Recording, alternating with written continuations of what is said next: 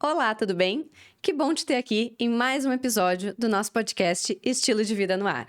Eu sou a Betina Ojeda, profissional de educação física, e estou aqui hoje com a Sabrine, nossa psicóloga, para falarmos de um tema tão polêmico.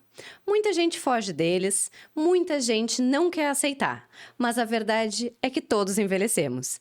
E hoje, nesse bate-papo, a gente vai falar sobre envelhecimento, saudável e qualidade de vida. Boa tarde, Sabrine. Boa tarde, é um prazer aqui estar com vocês novamente, mais um podcast, mais um episódio, né? E hoje a gente vai falar sobre envelhecimento. A gente fala muito dos nossos grupos, principalmente ali das pessoas saudáveis, no estilo de vida e bem-estar, né, Betina? Verdade. E também ali da parte da saúde da mulher, que são os grupos que a gente acaba atuando mais. E acaba sempre surgindo algum tema a respeito, né? Exato. Do que fazer daqui a algum tempo, daqui a 5 anos, ou quando eu estou ali em torno de 60, 70 anos, ou mais ainda, como aumentar minha qualidade de vida. Exato. Hoje no Brasil, nós temos 15%, um pouco mais de 15% da população sendo idosa. E no mundo inteiro são mais de 700 milhões de idosos. Então a gente precisa se preparar para esse novo cenário. Tem um dado que mostra que o Brasil é um país que está envelhecendo. Os países, eles são divididos em duas categorias, de país envelhecido e país que está envelhecendo. O Brasil, pelo número de idosos que nós temos hoje, em 2024, é um país que está no processo de envelhecimento e que nos próximos 40 anos vai virar esse jogo e vai ser um país envelhecido. Então, na área médica se fala muito como é que a gente vai se preparar para os próximos 40 anos, né? E isso, a OMS, ela também está com vários projetos, assim, e também iniciativas, né, de respeito do que fazer, né, diante disso, né, com ações, principalmente com a questão das mudanças do estilo de vida, que a gente tanto fala também, a respeito de tóxicos, alimentação, atividade física, como cuidar da saúde mental, que é o controle do estresse. Então, são vários artifícios que nós temos justamente para chegar na questão ali daqui a 40 anos, mas com qualidade, com autonomia, né? Exato. Tu trouxe a questão já do estilo de vida, né? Que eu acho que é a bandeira que a gente carrega aqui. E tem uma pesquisa que foi feita em 2021 pela Nature nos Estados Unidos, que mostrou o que seria o caminho ideal para envelhecer com qualidade. E mais de 53% apareceu o estilo de vida, 20% apareceu conexões, alguma coisa assim, agora não me lembro de cabeça, e 17% só é genético. Então, assim, a influência do meio e a influência do nosso comportamento diz muito mais sobre como vamos envelhecer do que propriamente a nossa genética, que a gente sempre fica preso nisso, né? Isso. Ah, minha avó tinha tal coisa, minha mãe tem tal coisa, meu pai. Mas, na verdade, a genética, ela acaba deixando um pouquinho de ser prioridade e, na verdade, o estilo de vida e o meio acabam sendo fundamentais, né?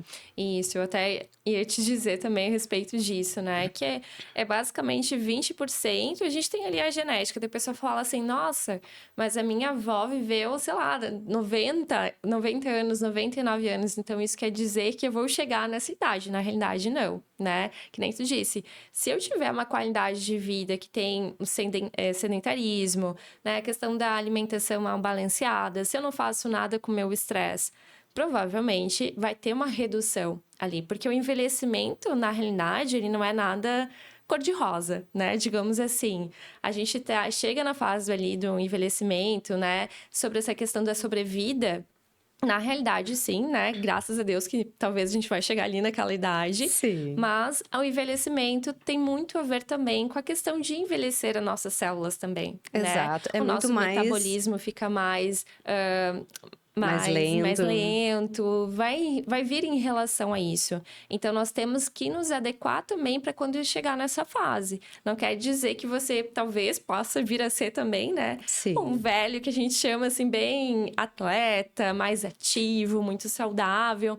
Mas o teu corpo não vai corresponder tanto quanto você talvez gostaria. Exato, tem até definições diferentes de envelhecimento, que é o envelhecimento fisiológico, que é o normal, que todos vamos envelhecer, a célula vai envelhecer, nosso metabolismo diminui e tudo mais. E o envelhecimento patológico, que é quando a gente, basicamente, não se cuida e acaba desenvolvendo mais doenças do que propriamente seria o normal, vamos dizer assim, o esperado daquela faixa etária.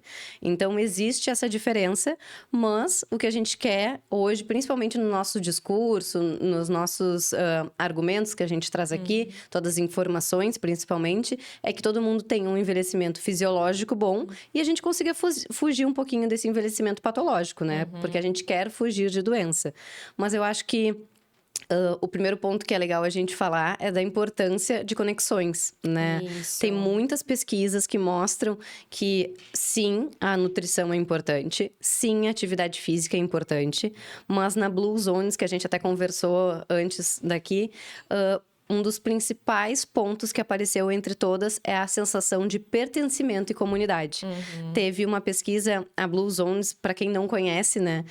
São pesquisas que foram realizadas em alguns países onde tinham uma longevidade muito alta.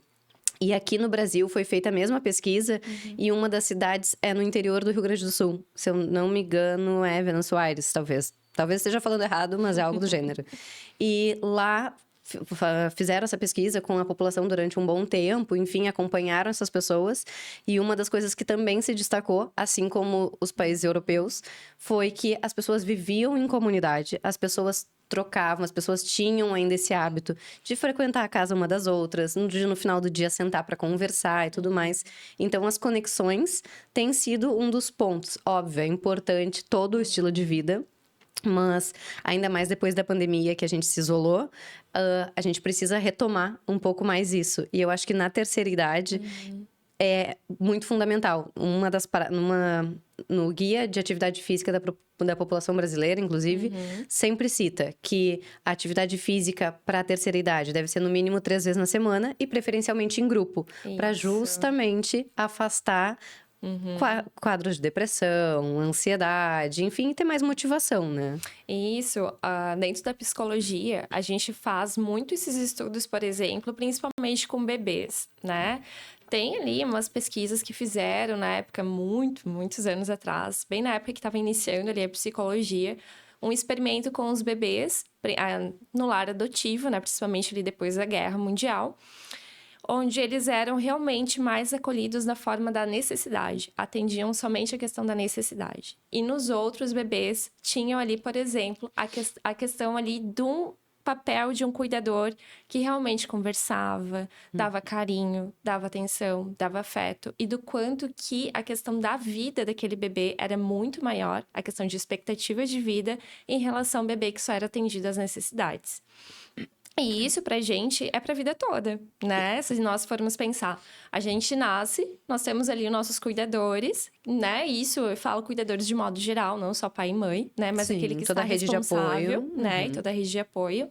E do quanto que é importante a gente ter essa relação com o outro, porque a gente só vai realmente ser um indivíduo quando a gente tem realmente contato com o outro.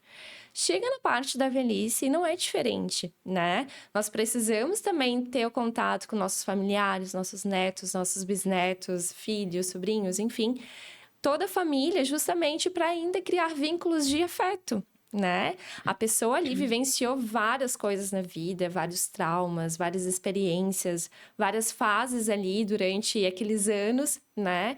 E diante disso se vê sozinha daqui a pouco. E a questão do isolamento, ele é um fator de risco para a saúde mental e emocional. E até para desenvolver doenças, né? Isso. Doenças da saúde mental. Da parte cognitiva, o Alzheimer, né? Tem da Alzheimer, demência, tem outros fatores ali também da parte cognitiva que afeta. E a depressão é uma delas também, né? Então, realmente, é um dos fatores, as conexões, principalmente saudáveis, as nossas relações saudáveis, elas são os fatores protetivos ali para a longevidade, porque elas trazem muito benefícios, né? Quando nós estamos estressados, se a gente encontra um amigo que a gente tem um vínculo muito forte, que realmente tem, assim, uma conexão sem julgamento, sem crítica, Aí nós conseguimos daqui a pouco desabafar aquilo que nos estressou. A gente consegue ter insights daquilo que realmente possa estar nos estressando. A gente consegue realmente falar, verbalizar aquilo. E às vezes a gente consegue até ter uma visão de fora, né? Uma visão de fora da outra quando pessoa. Quando a gente externa, enfim. Isso. E isso tudo vai trazendo, talvez, até um significado para aquilo que está muito cotidiano, muito corrido na tua vida, né?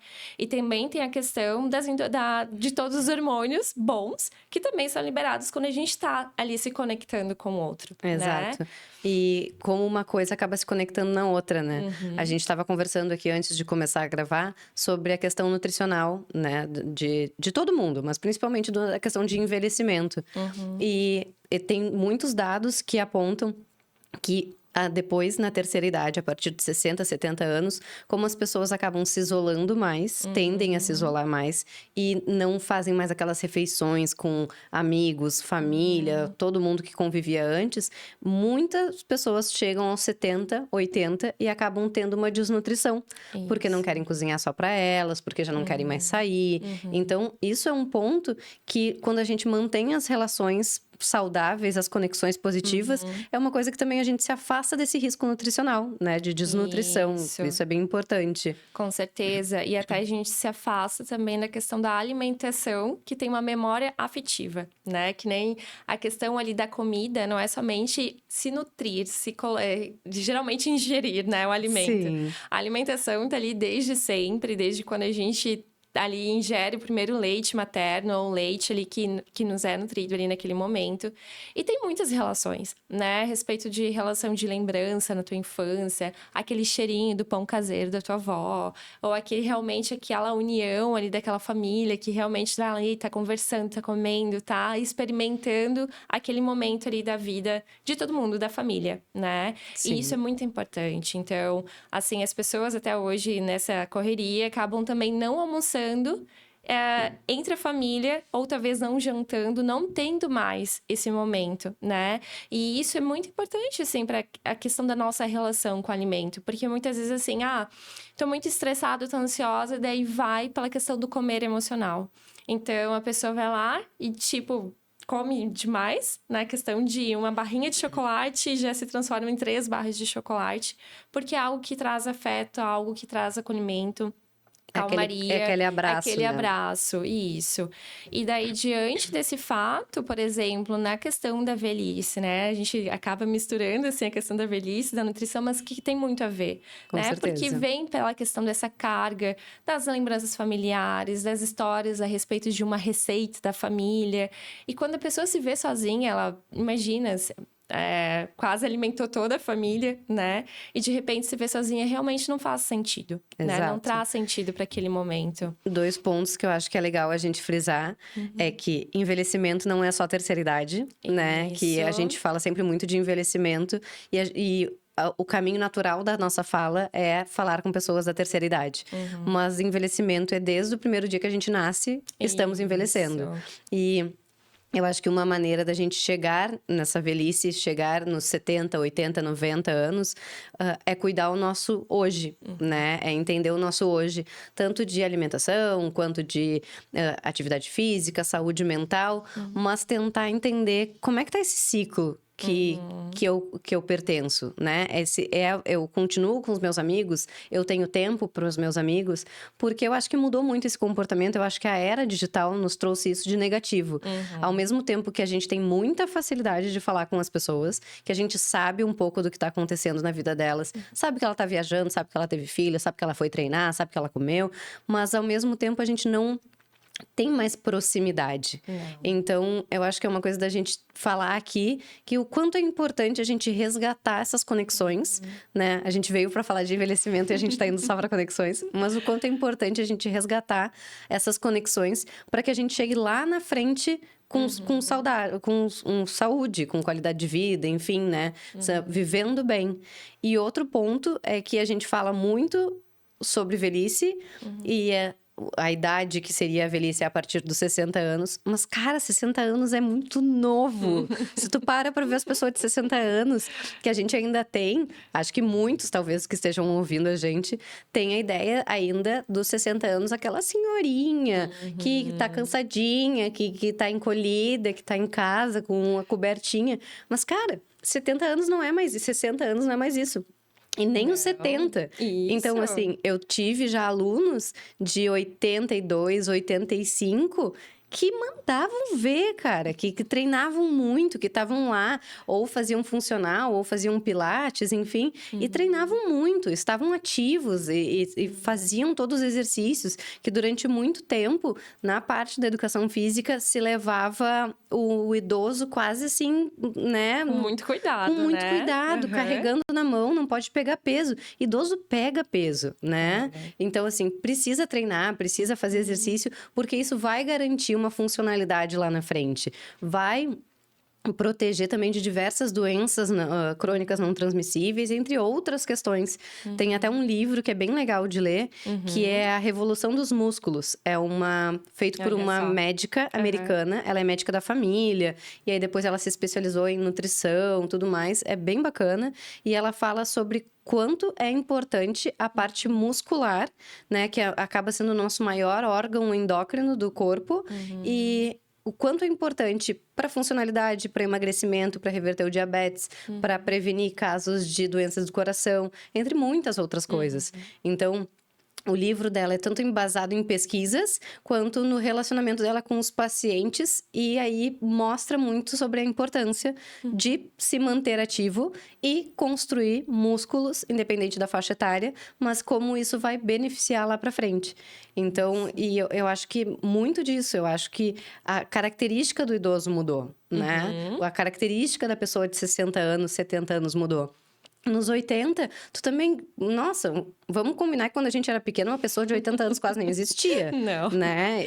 Não. Enfim, assim... Se a gente for ver as fotos das nossas famílias, né? A gente pode até observar a questão, assim, das nossas avós, na nossa idade, pareciam, assim, que já tinham 50 anos, né?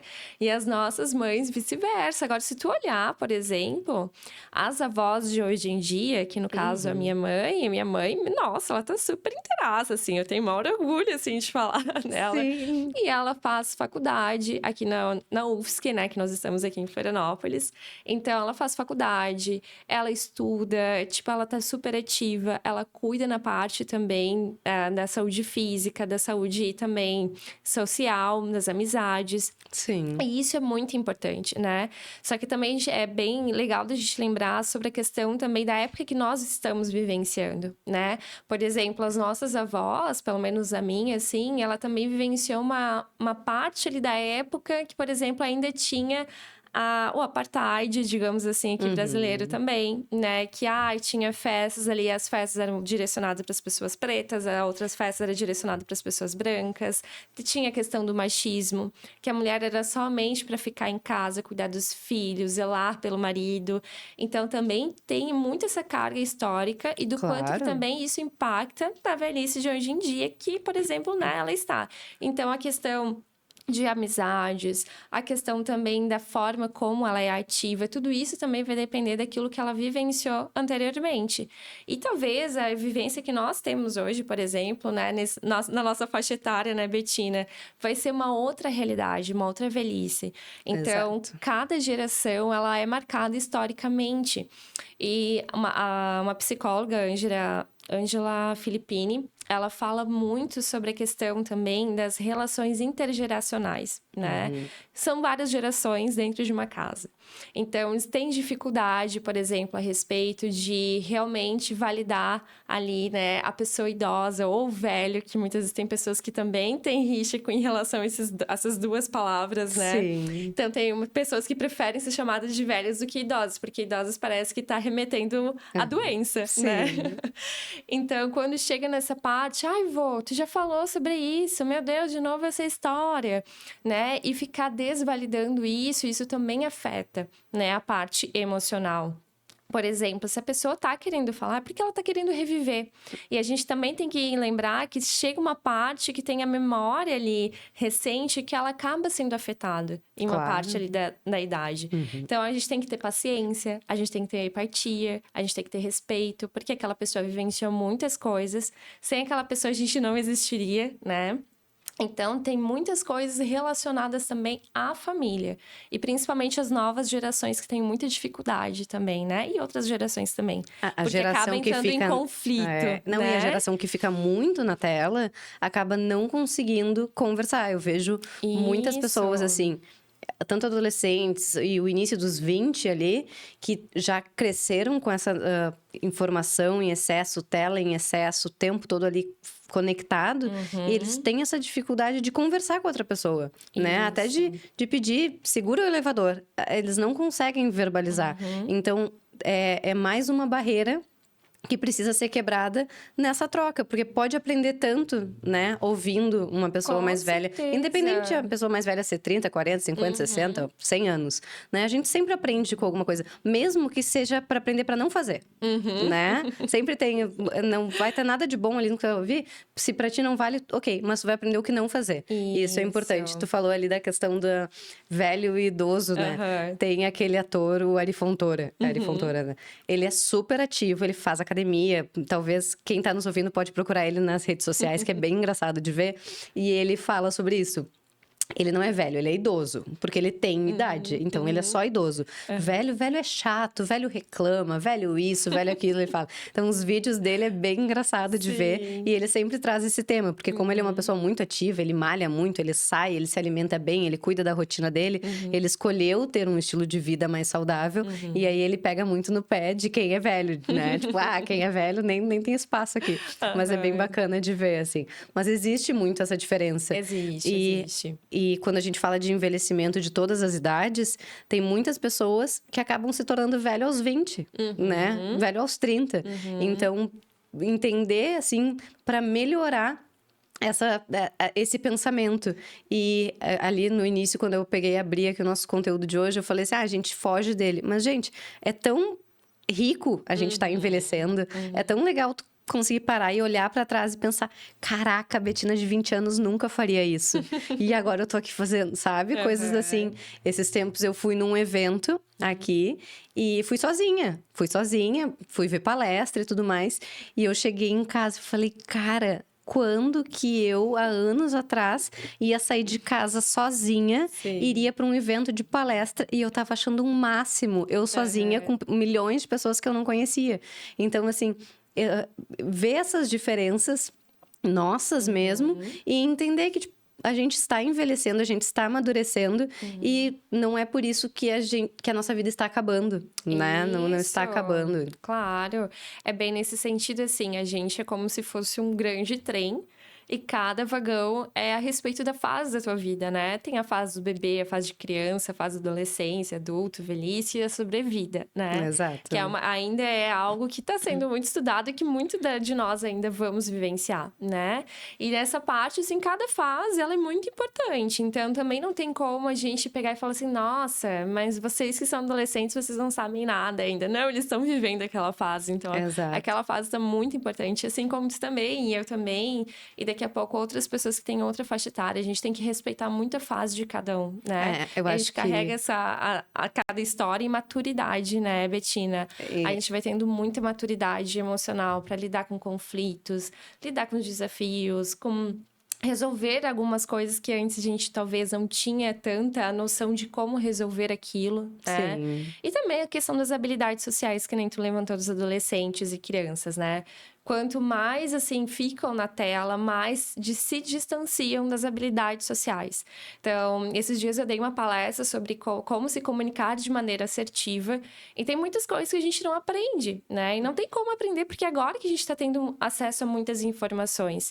E na comunicação, uma das partes mais básicas que nós temos é a questão de empatia e autenticidade, né? Então, a empatia a gente vai tendo ao longo da nossa prática ativa com o outro, né? Vivenciando, assim, realmente, estando presente ali e vendo que o outro está sofrendo, validando, abrindo espaço, abrindo abertura para diálogo. Agora, se eu fico totalmente ali nas redes sociais, somente me comunicando através das telas, por exemplo, como é que eu vou desenvolver, né? Daqui a pouco realmente vai ter um mutismo seletivo, daqui a pouco as pessoas realmente não vão conseguir nem se comunicar de uma maneira simples, né? Exato. E isso vai começar a afetar. E cada vez mais o isolamento, e vai ter uma epidemia realmente de isolamento social que vai nos afetar se isso continuar ainda cada vez mais ser crescente, né? Se a gente não conseguir fazer essa interação entre todas as faixas etárias, né? Isso. Uhum. Ali, tu falou do trem e tal, deu esse exemplo, e me veio uma coisa na cabeça que eu nem tinha pensado quando a gente falou sobre esse conteúdo. Mas quando a gente é pequena, a gente tá sempre ansioso pela próxima fase, né? A gente é criança, a gente quer estar na adolescência. Aí quando a gente tá na adolescência, a gente quer ser adulto, porque a gente quer ser independente e tudo mais. E quando chega na velhice, todo mundo quer fugir, né? Todo mundo quer fugir. Na verdade, assim, por que a gente não pensa em aproveitar mais a fase e chegar num envelhecimento legal, ter um envelhecimento legal no dia a dia, tentar deixar essa ansiedade do próximo passo, da próxima fase de lado e começar a curtir para conseguir ter um estilo de vida bom, né? Ter conexões boas, fazer exercício físico, ter uma boa nutrição, enfim, uma boa saúde mental e construindo aos poucos esse envelhecimento. Eu acho que o principal ponto hoje é isso, tentar entender que todo mundo vai envelhecer. E a gente tem sorte de estar envelhecendo, porque só estamos envelhecendo porque estamos vivos, né? Mesmo. Tanta gente aí que foi embora cedo, que com certeza queria estar aqui aproveitando. Nós temos essa possibilidade. Então, tentar olhar mais o lado bom disso, né? Às vezes é meio difícil. É acometido por uma doença, precisa de um tratamento, precisa mudar a rotina, enfim. Então, tentar ver pelo lado positivo. Acho que durante muito tempo, o envelhecimento sempre é cobrado de forma negativa, né? Até... A gente quer viver muito, mas a gente não quer envelhecer. Gente, não existe. Não existe. Pode tentar fazer tudo. Plástica, pílula mágica, botox, todas essas coisas. Não vai adiantar. Então, assim, se queremos envelhecer, né? Queremos. Eu espero que todo mundo que esteja nos ouvindo queira realmente envelhecer. Mas vamos pensar em envelhecer bem e faz parte do processo, né? Eu acho que muitas pessoas... Acho que antigamente era mais mulheres, mas eu acho que homens também estão aparecendo muito mais com essa característica de não aceitar o envelhecimento, né? E como é que, nas tuas sessões, assim, como é que tem sido ver essas pessoas com esse sofrimento? Porque gera um sofrimento. Eu me lembro que, na minha primeira formação de faculdade, eu tinha uma colega, eu tinha 17, ela tinha 18. E eu me lembro que um dia eu tava voltando da faculdade com ela e ela pegou e falou assim: ih, depois dos 18, só cai. Aí eu falei, gente, mas como assim, meu Deus? 18 anos, meu Deus, Sim, né? E as pessoas querem... Recém tava começando a vida, né? Recém começando a vida. E as pessoas ficam botando esse peso na idade. Eu me lembro, eu tenho 35, vou ir pra 36. E quando eu fiz 30, meu Deus, tá com 30 anos. Gente, a idade pra mim nunca pesou, sabe? Nunca pesou. Então, como é que tu lida, assim? Como é que é esse caminho da psicologia pra quando as pessoas não criam essa barreira no envelhecimento? Claro. Eu acho que, antes de tudo, tem muito a ver com a questão da crença, né? Daquilo que foi nos passado a respeito da velhice, né? Da questão do significado que tem, por exemplo, da minha avó, da minha bisavó, de como que foi a velhice delas, de como que tá sendo também, né?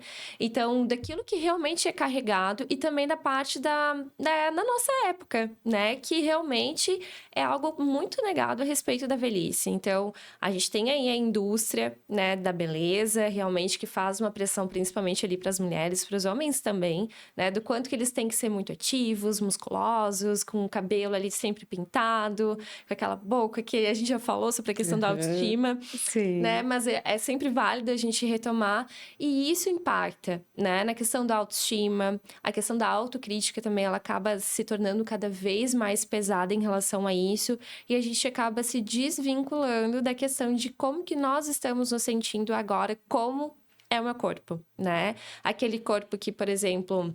já pariu, quem já foi mãe, né? É aquele corpo que realmente trabalhou muito durante algum tempo na carga de trabalho e tem, assim, ali as suas expressões no corpo, né?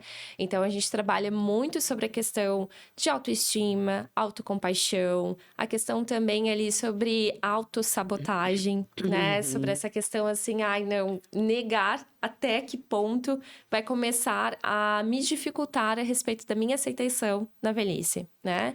Por exemplo, se eu sei que eu vou chegar numa parte que eu vou estar velha, né? Com 70, 80 anos, se eu ficar negando por 10 anos a minha velhice, como é que eu vou lidar? Não, Né? tu vai Como passar é que eu vou deixar de uma 10 forma anos leve? sofrendo pra nada. Porque Isso. se tiver sorte, vai chegar lá, né? Isso, com certeza. E isso vai trazer algo mais no sentido de ansiedade. Daqui a pouco eu vou ter muita dificuldade de lidar com a minha autoimagem. Então, é muito importante a gente começar a trabalhar também ali dentro da terapia com essas questões e principalmente daquilo que é nos passado, mas aquilo que eu enxergo na questão da velhice, né? Exato, tu falou uma coisa agora, eu me lembro da minha bisavó. Teve uma vez que eu tava lá na casa com ela e tal, e ela foi passar, ela era bem velhinha, assim, né? Bisa, né? E ela foi passar por um espelho e ela parou na frente do espelho, se olhou e falou: Meu Deus, quem é essa velha? E aí saiu caminhando. E aquilo lá foi tão natural pra ela, foi tão normal, e a gente dava risada. Mas é exatamente isso. Às vezes o tempo Isso. passa tão rápido hoje em dia que a gente não acompanha esse envelhecimento, mas eu acho que o mais importante é não deixar essa mente envelhecer, né? É manter Isso. essa mente assim. Seja estudando, que nem tu falou da tua mãe, que é vó, né? Seja estudando, seja viajando. Eu vejo muito da minha sogra. Minha sogra tem um grupo de amigas que elas são amigas desde a época da faculdade. Elas são todas, se formaram junto e tudo mais. Então, elas viajam, elas estão sempre juntas, elas fazem videochamada, elas, né? Olha as conexões, As né, conexões. Bettina? Então, assim, o quanto é importante não deixar essa mente envelhecer, né? Isso.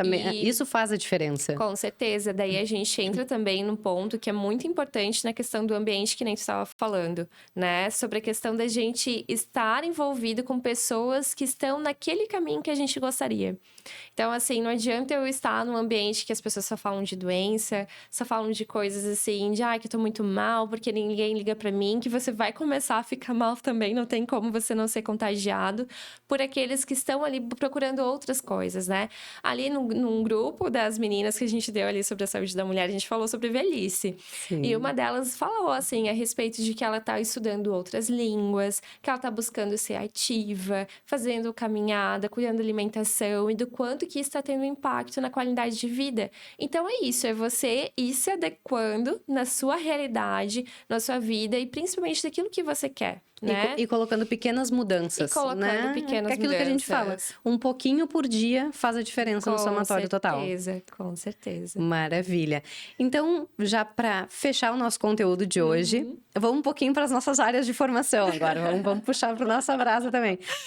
Para fechar, Sabrine, como psicóloga, o que tu falaria para todas as pessoas? Não vamos deixar fechado ao grupo de 60 a mais. Para todo mundo que está envelhecendo, qual é o teu recado como psicóloga?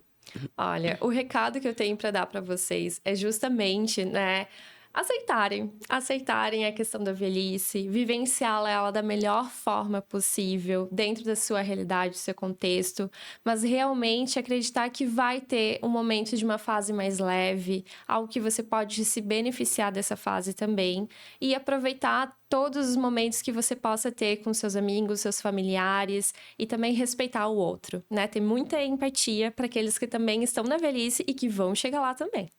E você, Bettina, conta pra nós. Olha, como profissional de educação física, eu diria treinem, né? Eu acho que treinar, atividade física, exercício físico, se movimentar, faz ali um exercício físico 2 vezes na semana para ganhar massa muscular e vai caminhar, vai fazer trilha, vai dançar, vai encontrar um grupo de amigos para fazer uma viagem e caminhar nessa viagem, atividade física principalmente.